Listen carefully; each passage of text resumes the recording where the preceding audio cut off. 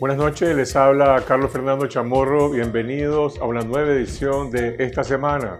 Gracias por sintonizarnos a través de nuestro canal de video en YouTube Confidencial Nica, que ya tiene más de 234,000 suscriptores, para seguir derrotando la censura televisiva.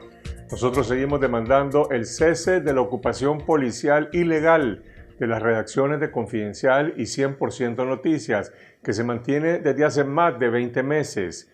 Exigimos la suspensión del Estado policial y el levantamiento de la censura televisiva, que no solamente viola nuestros derechos como periodistas, sino también el derecho constitucional de los ciudadanos a recibir información por todos los medios posibles, para que este y otros programas independientes se puedan difundir a través de la televisión abierta y el sistema de cable.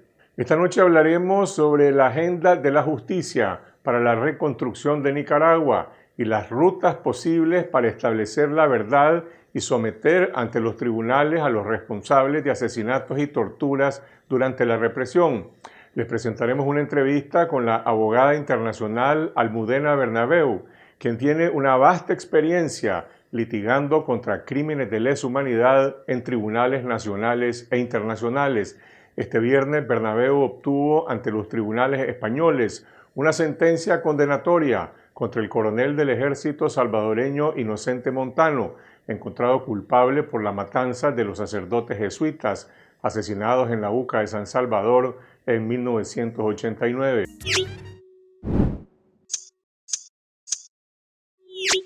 Este viernes 11 de septiembre, en Madrid, España, y en San José, Costa Rica, se emitieron dos sentencias judiciales relevantes, aunque diferentes en sus alcances, que señalan algunas de las posibles rutas de la justicia para Nicaragua. En España, la Audiencia Nacional emitió una sentencia condenatoria por 132 años de cárcel contra el coronel del ejército salvadoreño Inocente Montano, culpable por la matanza de 5 sacerdotes jesuitas españoles que fueron asesinados en la UCA de San Salvador en 1989, donde también mataron a un sacerdote salvadoreño y a una trabajadora salvadoreña y a su hija. Entre los sacerdotes asesinados estaban el entonces rector de la UCA de El Salvador, el padre Ignacio Ellacuría, y el exrector del Colegio Centroamérica y de la UCA de Nicaragua, el padre Amando López. Después de una espera de 31 años de impunidad ante un proceso judicial que no prosperó en El Salvador, el coronel Montano fue juzgado en España tras ser extraditado desde Estados Unidos, en tanto otros 13 altos exmilitares salvadoreños señalados por la matanza están protegidos en su país por la Corte Suprema de Justicia. Ese mismo día, en Costa Rica, un tribunal de conciencia convocado por la Fundación Arias condenó al Estado de Nicaragua por torturas y actos de violencia sexual ejecutados contra 18 víctimas, mujeres y hombres, en una sentencia que tiene implicaciones políticas, aunque carece de efectos jurídicos vinculantes. En ambos casos, en el juicio en España y en el Tribunal de Costa Rica, participó la abogada internacional Almudena Bernabeu como representante de los familiares de las víctimas en Madrid y como jueza de conciencia en San José. La doctora Bernabeu, originaria de Valencia, España, es la directora del Centro Guernica para la Justicia Internacional y ha litigado en otros juicios de gran trascendencia, como el del dictador guatemalteco Efraín Ríos Montt, condenado por genocidio en su país en 2013. También participó en Chile en 2018 en el juicio que culminó con la condena de 9 militares por el asesinato del cantautor Víctor Jara, ocurrido en 1973, en los primeros días del golpe del general Augusto Pinochet contra el presidente Salvador Allende. Unas horas antes de que se conocieran las sentencias de este viernes en Madrid y en San José, conversamos con esta abogada internacional sobre cómo se someten ante la justicia los crímenes de lesa humanidad y las posibles rutas de la justicia en Nicaragua. Y esto fue lo que nos dijo. Doctora, ¿cómo se someten ante la justicia los crímenes de lesa humanidad? Me refiero a crímenes que se ejecutan en el contexto de regímenes políticos dictatoriales en los que existen mandos de los que dependen las órdenes de matar, de reprimir, de torturar. ¿Estos juicios son contra los responsables políticos o contra los perpetradores individuales?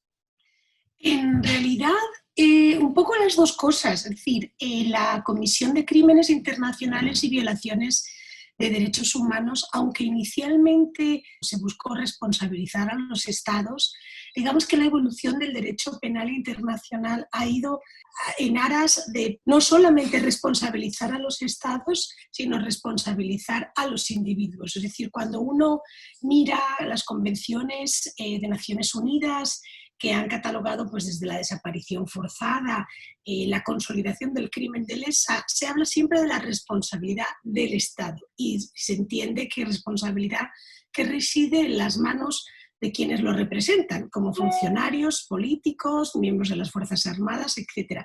Pero creo que con el tratado se evoluciona, y creo que fue un avance con el Tratado de Roma, que constituye la Corte Penal Internacional, donde se va detrás o se busca la responsabilidad del individuo a cualquier nivel. Hablamos de autorías, como se conocen en nuestros países, materiales, o de autorías intelectuales, es decir, personas que ocupan altos cargos o del ejército o de los propios gobiernos, pero también autores, digamos, quienes disparan o quienes cometen el acto criminal. Los dos son posibles, tanto, como yo decía, en tribunales nacionales como internacionales. Y en su experiencia como jurista, litigando y llevando estos crímenes ante la justicia, tanto en cortes nacionales como en cortes internacionales, ¿cuál de estas dos jurisdicciones tiene más capacidad para impartir justicia penal? En muchas ocasiones se percibe como una dicotomía o como si fueran excluyentes el tribunal regional o el internacional respecto del nacional. La Corte Penal Internacional es un logro extraordinario. Tendríamos que ser muy conscientes todos de la importancia que tiene que esa entidad funcione, que sea independiente, que la dejemos trabajar y que exista, sin nada más como un órgano garante de responsabilidad o garante de que hay más, una responsabilidad más allá de la responsabilidad, digamos, de un Estado, que se puede ir a por los individuos. Ahora bien, no lo puede hacer todo. Nunca nació para hacerlo todo, ni muchísimo menos, ni tiene la capacidad, no tiene una policía judicial, no tiene, digamos, la capacidad que puede tener cualquier país con sus policías, con sus fuerzas de seguridad, con sus tribunales nacionales para investigar uno de estos casos. Entonces, creo que en un mundo ideal las dos jurisdicciones se articulan en contra de violaciones de derechos humanos y crímenes internacionales de esta gravedad. Y donde hay jurisdicción en muchísimos países, en Latinoamérica incluso, si no queremos salir de la región, digamos que hay muchas jurisdicciones que permiten ponerse al servicio de la investigación y persecución de estos crímenes.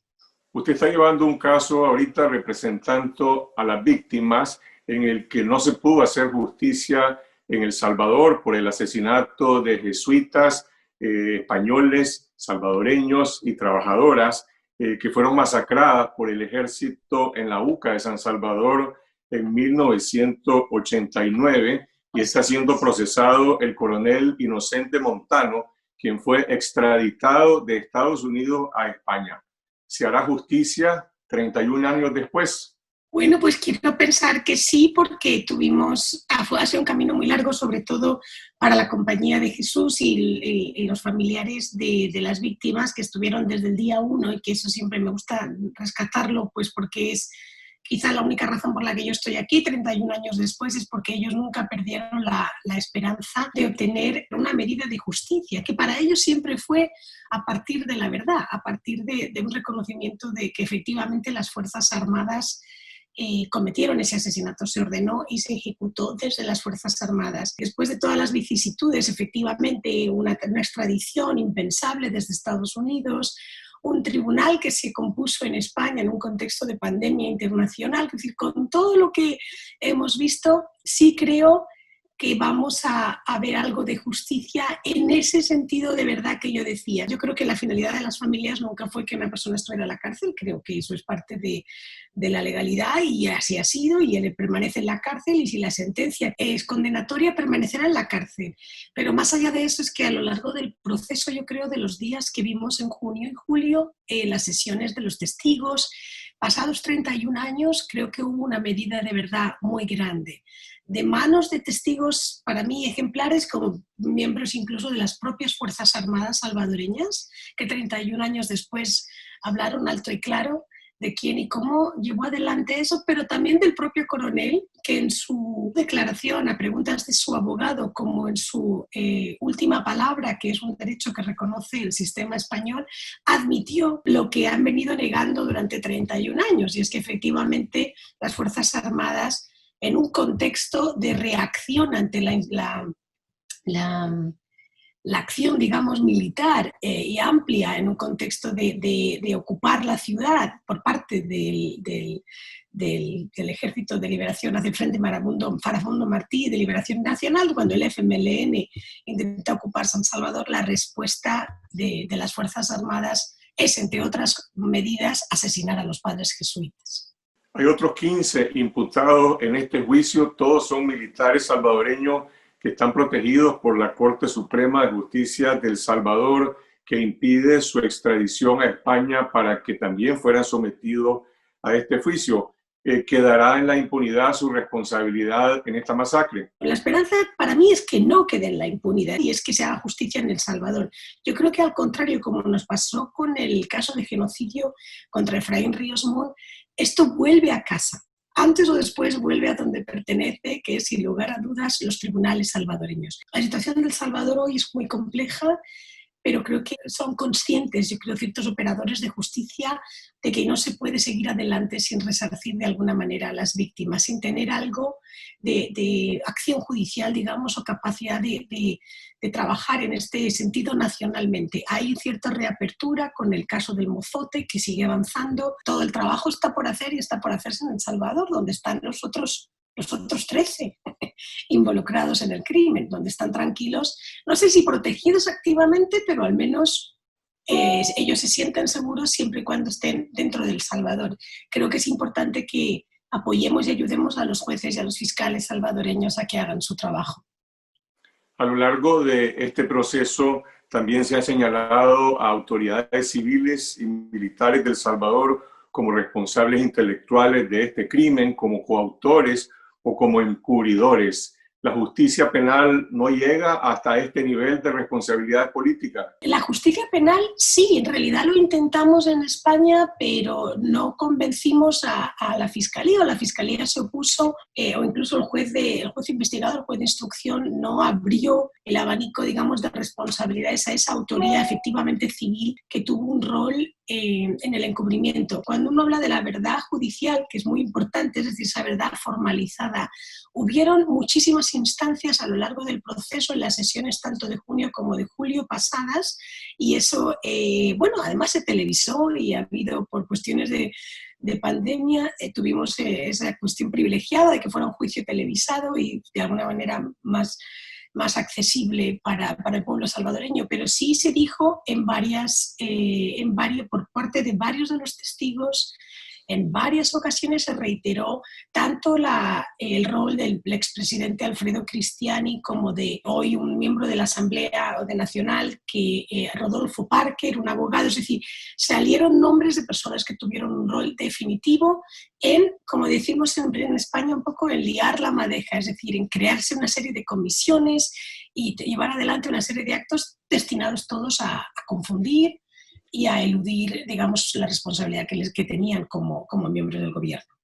En este juicio se conocieron más de 7.000 folios, hubo un desfile de testigos. ¿Cuál fue la prueba más importante que se presentó en el juicio, o el testigo, o el perito clave? Son quizá más de uno. Yo creo, es difícil elegir. Cuando uno espera justicia, que pasen 31 años, es a todas luces algo malo. Es decir, la justicia tiene que ser pronta y tiene que ser, todos sabemos eso. Pero pasado 31 años, y si me permites extraer algo tangible de que pasen 31 años como algo positivo, es precisamente que por ese transcurso de tiempo uno puede tener dos militares que tuvieron un rol, uno desde inteligencia y otro como miembro de la Academia Militar y por acompañar a los autores materiales, al batallón Atlacate en concreto, que son quienes ejecutan los asesinatos, tuvieron esos dos testimonios, y yo pondría quizá una marca, digamos, en la importancia que tiene que un militar contradiga las mentiras de otro militar. Es decir, cuando uno no tiene verdad y cuando uno puede confiar en un inocente Orlando Montano, un coronel del ejército, contando nada que sea cierto de cómo operaban, tener a otro militar de rango que conoce las Fuerzas Armadas por dentro y que desmiente algunas de esas cuestiones, creo que tiene mucha importancia. Y por supuesto, más entrañable y creo que tan importante, el testigo ocular, el testimonio de Lucía y Jorge Cerna, que es la primera vez que en la vida han tenido la oportunidad, sin ser coaccionados, sin ser todo lo contrario, queriendo contar lo que vieron y cómo lo vieron. Entonces, y peritos, por supuesto, la profesora Terrica, que ha dedicado su vida a investigar los documentos desclasificados. Otra novedad quizá de estos juicios, las colecciones cada vez son más amplias, la dificultad de analizarlos mayor, pero ella tiene esa pericia y eso creo que ha contribuido mucho al rigor de muchas de las alegaciones. Usted mencionó hace un momento el caso del general Ríos Montt, que fue enjuiciado en Guatemala, otro proceso en el que también usted intervino como jurista. ¿Cómo se prueba un genocidio? Debo confesar como abogada que cuando accedí a participar en aquel momento en la fase de investigación, en la fase de dotación de prueba que se abría tras el litigio, digamos, tras toda la fase de recursos de la Audiencia Nacional, ese fue el reto. ¿Cómo probamos un genocidio? Que no se había hecho, creo yo, con esa estandarización de la prueba desde el propio Holocausto alemán. Entonces, realmente lo que teníamos que probar era intencionalidad, porque la calidad del crimen de genocidio es que tiene uno que probar el elemento subjetivo, es decir, no solamente que se mata o que se asesina o que se masacra, se tiene que probar que se hace con la intención de destruir a un grupo. Y la verdad es que nos comprometimos a hacerlo y lo hicimos un poco de manera creativa, pero fue excelente el resultado cuando conseguimos que profesores, antropólogos, que diría, por supuesto juristas y activistas guatemaltecos nos permitieran diseccionar una sociedad, el elemento del racismo, la profesora Marta Casaus, es decir, hablar del racismo, hablar de la condición del indígena a lo largo de la historia en Guatemala, de los odios que se han generado y de la cantidad de incluso políticas públicas, planes, etcétera, que se han puesto siempre para obstruir efectivamente que el indígena fuera un ciudadano como el ladino, como el blanco, a pesar de ser mayoritario en número. Fue básicamente a través de opinión cualificada y de estudios realizados y fue muy, muy interesante. En la crisis que vive Nicaragua, después de la matanza de más de 300 ciudadanos que se ejecutó durante la represión en abril, mayo, junio, julio de 2018, hasta este momento no existe ningún policía, paramilitar o responsable intelectual que esté siendo investigado, procesado o señalado. ¿Existe alguna esperanza de justicia para los familiares de las víctimas, quizás en cortes internacionales? Sí, y debo decir que se está haciendo un esfuerzo que creo que es inicial a toda posibilidad de justicia. Se está haciendo un esfuerzo por recopilar la información, por identificar exactamente qué pasó y quiénes fueron los responsables. Cuando a uno le matan a un familiar o a uno lo agreden, naturalmente no se puede hablar de paciencia, pero sí que creo que hay un momento inicial de cohesión y de obtención de esa información que se está haciendo, me consta, en Nicaragua, que la sociedad civil nicaragüense se está organizando y creo que eso creará la base, sin lugar a dudas, y allí estaremos, creará las bases para procesos, si no en Nicaragua, en otras jurisdicciones. Eso antes o después viene. Yo sé que a veces es un proceso lento, pero eso viene y hay mérito para ello. El gobierno de Nicaragua no es suscriptor del Estatuto de Roma y por lo tanto no se podría recurrir aparentemente a la Corte Penal Internacional de Justicia de La Haya. Hay otras vías para hacer justicia. Puede ser invocado el principio de justicia universal en otros países. Así es. También aclarar que la Corte Penal Internacional no es cierto que porque uno no sea signatario de la Corte Penal Internacional esté libre de toda responsabilidad.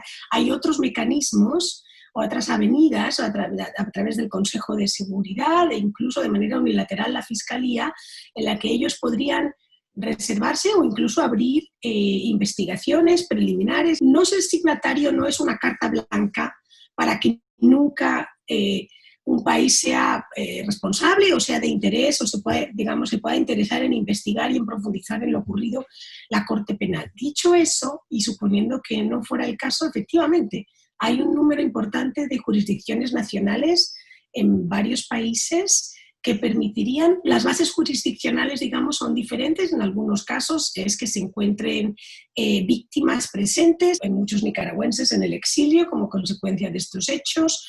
En otros casos es que alguna persona con responsabilidad también o se encuentre presente o se considere que tiene vínculos con el país. Sería cuestión de analizarlo caso por caso y según los escenarios, pero que hay alternativas sin lugar a dudas. ¿Qué diferencia hay entre estos procesos penales que usted está describiendo y lo que se conoce como justicia transicional, que entre otras cosas busca cómo establecer la verdad, pero no queda claro si realmente se hace justicia? Un proceso de justicia transicional que yo sé que a veces nos ha estandarizado y habla de varios elementos, pero sí que es un proceso más amplio, digamos, de transformación de un país. No es igual en ningún, digamos, cada país tiene el suyo en función de circunstancias, por supuesto, políticas, sociológicas, históricas, culturales, pero sí que un proceso completo, digamos, o intenta lograr tener todos los elementos, ¿verdad? Y los elementos son verdad, justicia, reparación y garantías de no repetición. Esa es la aspiración de un proceso de justicia transicional.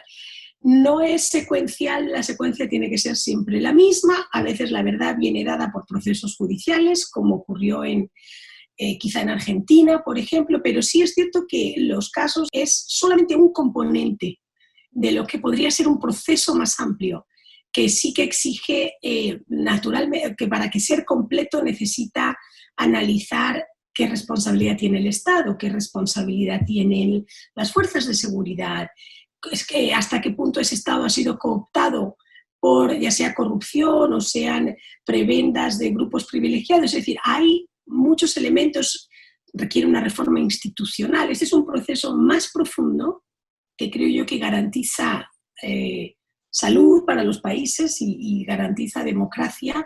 Y los casos, de alguna manera, Carlos, se convierten en azotes muy serios. Por alguna razón, sobre todo en la región latinoamericana, un caso es algo tangible y algo que realmente ha precipitado, un caso penal me refiero, uno de estos casos en tribunales, ha precipitado cambios esperados por parte de las víctimas y por parte de las sociedades. Entonces siguen siendo para mí un instrumento muy importante. En Nicaragua se han organizado los familiares de las víctimas en torno a las Madres de Abril, quienes reclaman justicia sin impunidad por la pérdida, por el asesinato de sus hijos, de sus familiares, pero hay otros crímenes como estos que fueron conocidos esta semana en Costa Rica por un tribunal de conciencia en el que usted formó parte, crímenes de abuso sexual cometidos durante la represión. ¿Este tipo de crímenes pueden ser judicializados? Absolutamente. Y quisiera decir dos cosas. La gravedad de los crímenes de violencia sexual específicamente, los que se cometieron en Nicaragua, creo que apuntaba a la necesidad de este tribunal. Creo que ha sido una iniciativa muy importante para contarle al mundo lo ocurrido. Es muy serio, pero creo que también es importante lo absolutamente innovador que es en el sentido de rescatar inmediatamente esa violencia, extraerla y analizarla, porque en términos generales hemos llegado siempre muy tarde como abogados, como investigadores, como defensores de derechos humanos a darnos cuenta de ese componente independientemente de toda la violencia generalizada, porque creo que es una práctica transversal que ha quedado oculta o ha quedado de alguna manera minimizada en muchas de las investigaciones. Así que creo que ha sido un esfuerzo notable. ¿Por dónde empieza la ruta hacia la justicia? ¿Por una confesión, un papel, una prueba, un pez chico o un pez gordo? Empieza preparando la comunidad o la comunidad de víctimas y la sociedad civil están juntas y están claras de lo que quieren hacer. Y esa energía que es humana y que creo que la generan solamente quienes han sufrido y quienes lo tienen, empieza a hacer olas, como dicen en Estados Unidos, y a partir de ahí empieza a haber justicia y aparece una confesión, aparece quien se contradice, aparece quien se arrepiente y se puede llegar a los peces grandes. Algunos sectores alegan que en procesos de transición que se dan después de dictaduras criminales como la que hay en Nicaragua, estas demandas de justicia sin impunidad deberían de subordinarse a otro tipo de imperativos como estabilidad, elecciones, para evitar heridas más profundas y confrontación política.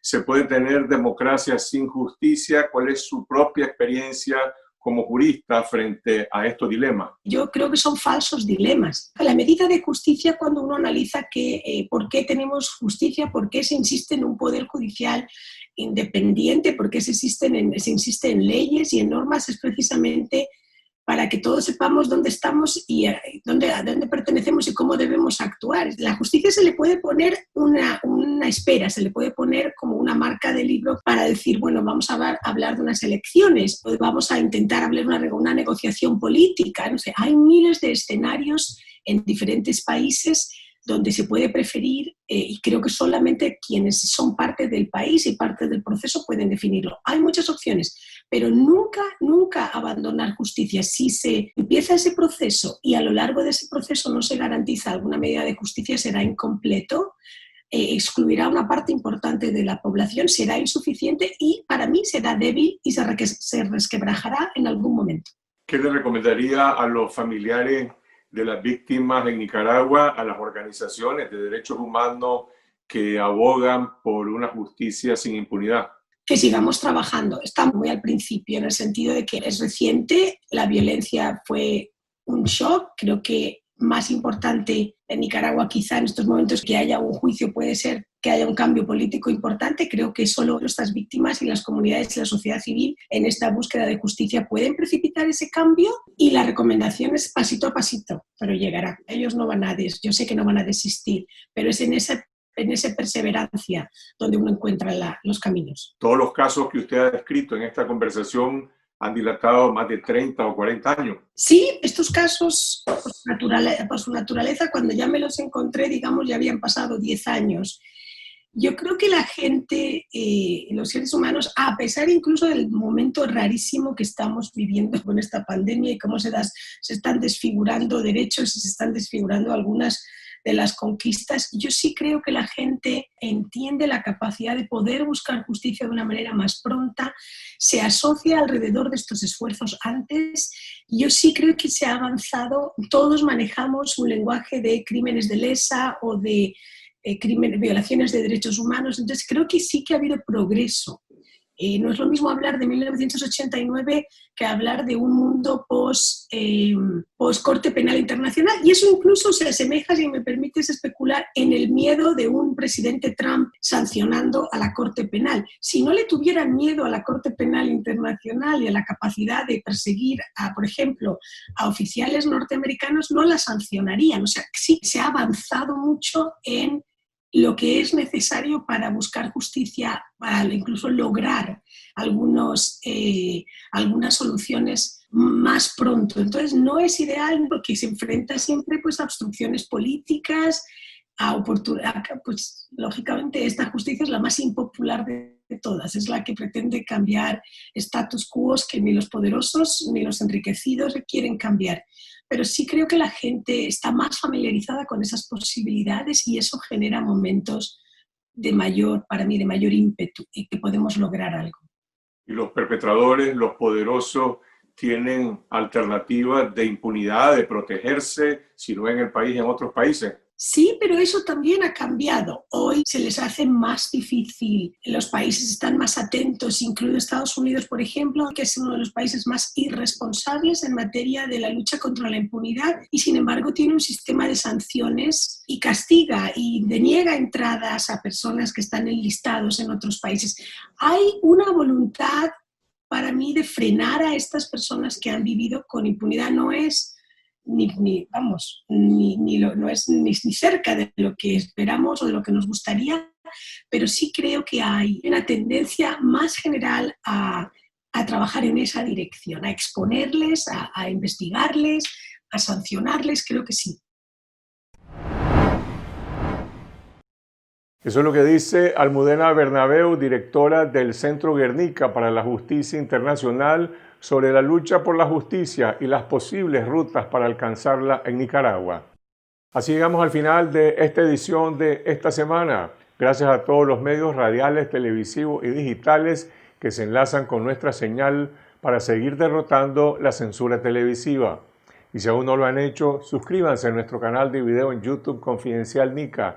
Síganos en Twitter a lo largo de la semana. Y si desean recibir todos los días información verificada con las alertas noticiosas de Confidencial, los invitamos a suscribirse de forma gratuita al número de WhatsApp 8577-1820. Nos vemos el próximo miércoles en esta noche, siempre a las 8 de la noche. Buenas noches.